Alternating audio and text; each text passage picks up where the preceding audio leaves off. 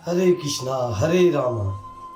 मेरे दोस्तों, मेरे मित्रों, मेरे भाइयों बहनों, मैं गरुड़ पुराण का दूसरा अध्याय शुरू करने जा रहा हूँ। आगे से इसको आप सब ध्यान पूर्वक सुनिएगा और इसका आनंद लीजिएगा।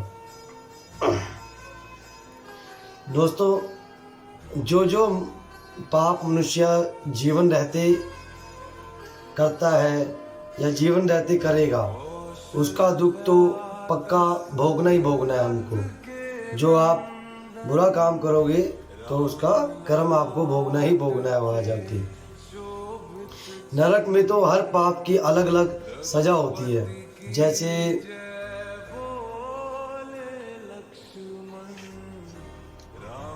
इस धरती पर कोई किसी की हत्या करता है तो उसकी सजा यहाँ पे निर्धारित है। कोई चोरी करता है तो उसकी है। वैसे ही सेम जैसे जैसे आप जो पाप करते हो, किसी स्त्री के साथ दुर्व्यवहार, चोरी, हत्या, कुछ भी कोई अन्य पाप, छोटे से छोटा पाप भी करते हो, नरक में उसकी सबकी अलग अलग सजा बताई गई है और है भी है।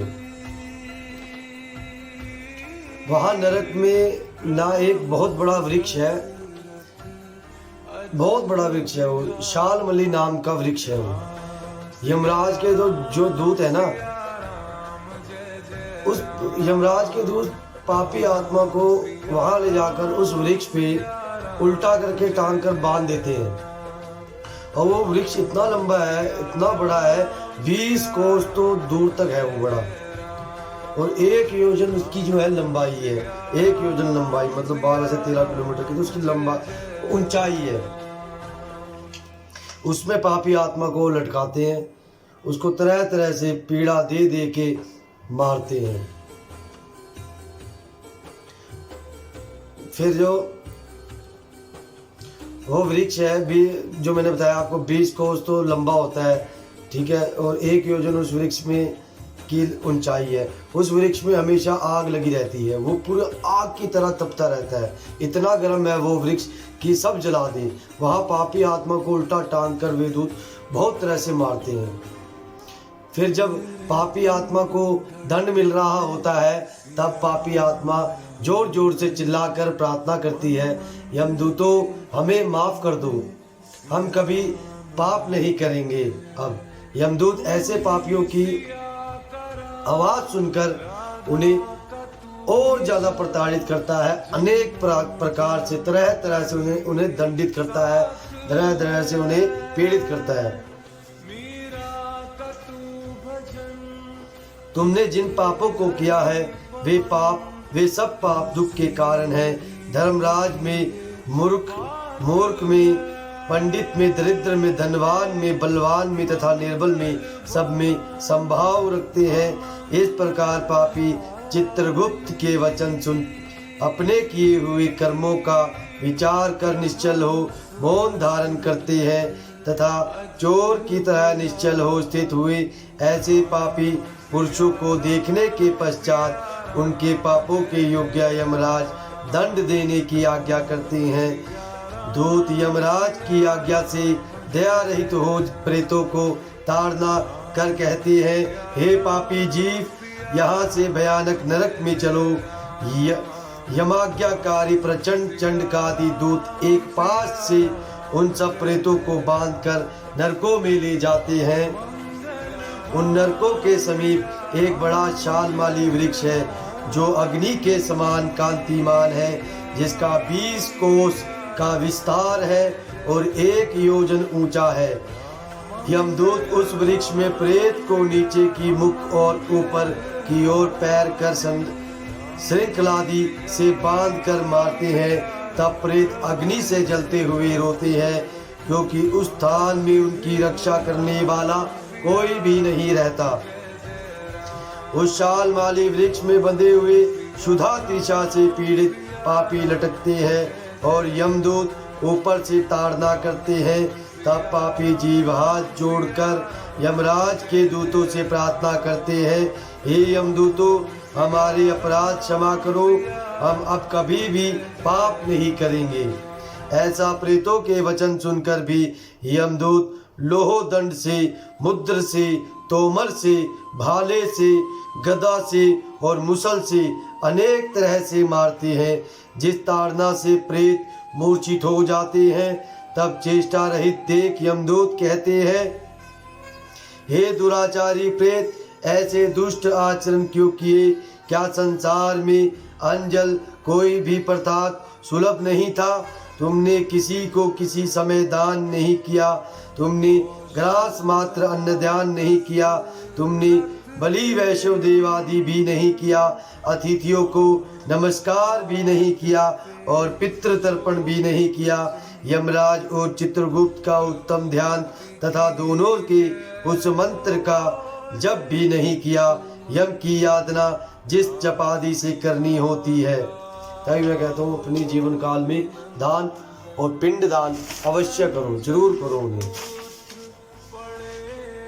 हम सबके कुल देवता होते हैं। हम जैसे हम बिष्ट हैं हम, तो हमारे भी, मैंने यहाँ तक सुना है अपने पापा से मम्मी से कि हमारे भी कुलदेव होते हैं। जैसे हमारी कुलदेवी का नाम है मंगला देवी, ठीक है, वैसे ही हर एक के उसमें कुल देवता होते हैं। तो हमें अपने कुल देवों की पूजा जरूर करनी चाहिए और हमें अपने अंदर के अहंकार को हमेशा खत्म करना चाहिए, क्योंकि अहंकार और घमंड ये ऐसे हैं, जब आता है ना तो नाश हो जाता है। जीवन का, इंसान का बिल्कुल नाश कर जाता है ये।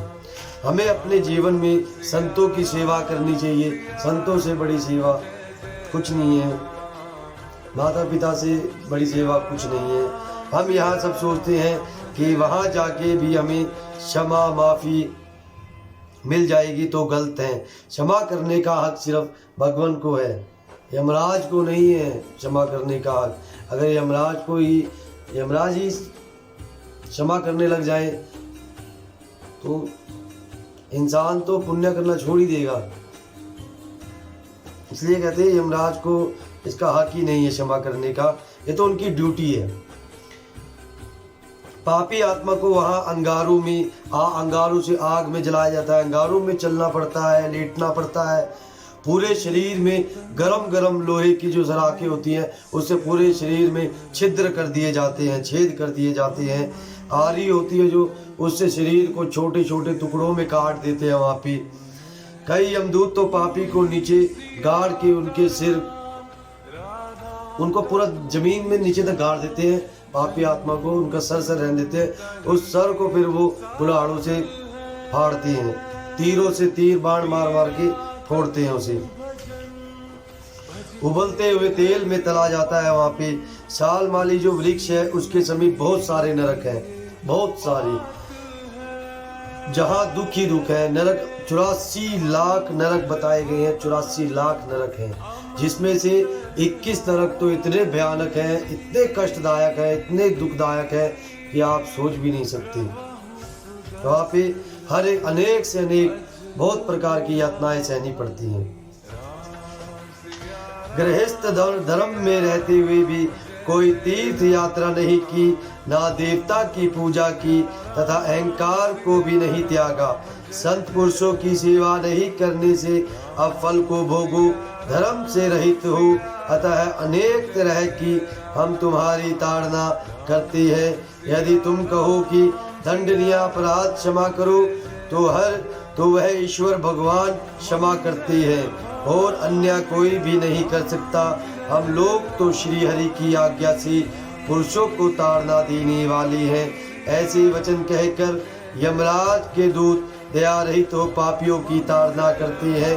तब प्रेत जले हुए अंगार की तरह होकर ताड़ना करने से नीचे गिरते हैं। उनके गिरते पुनः शालमली वृक्ष के पत्र ऊपर से गिरते हैं, जिससे उनके अंगों का छेदन होता है और उनके कुत्ते भक्षण करते हैं।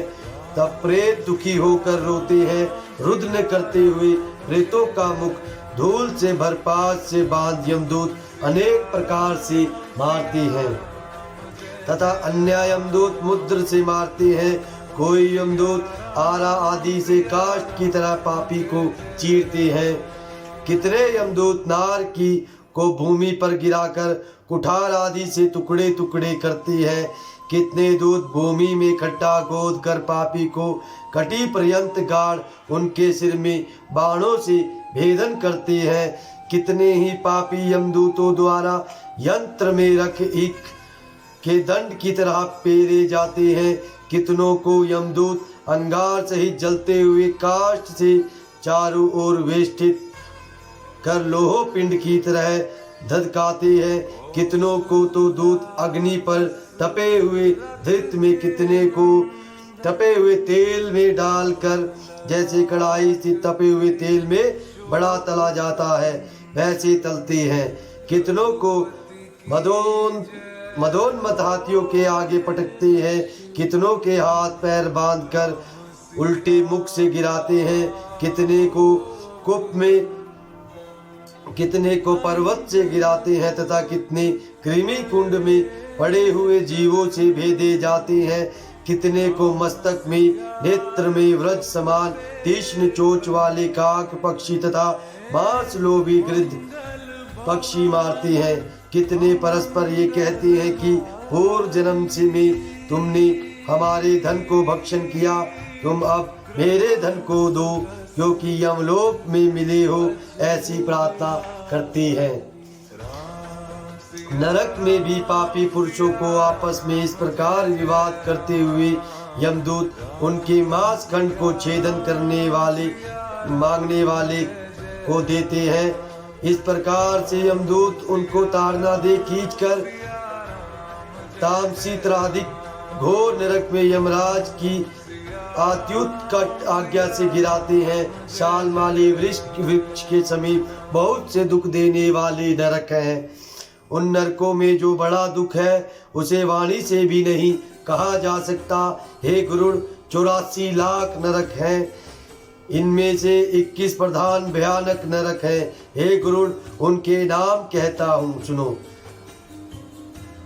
तामिस्त्र, लोहशंकु, महारोरव, शालमली रोरव, कुंडमल, कालसूत्र, भूतिमृतिक, संघात, लोहितात, सविश, संप्रतापन, महानिरे, काकोल, संजीवन, महापत, अविची, अंध, तामिस्त्र, कुंभीपाक, संप्रतापन तथा तपन, ये 21 नरक हैं जो अनेक तरह के यातना भेदों से रचे हुए हैं और अनेक यमदूतों से परिपूर्ण है। इन नरकों में धर्म वर्जित पापिष्ट मूर्ख गिरते हैं और वहाँ नरकों की वेदना का कल्प प्रयत्न भोगते हैं।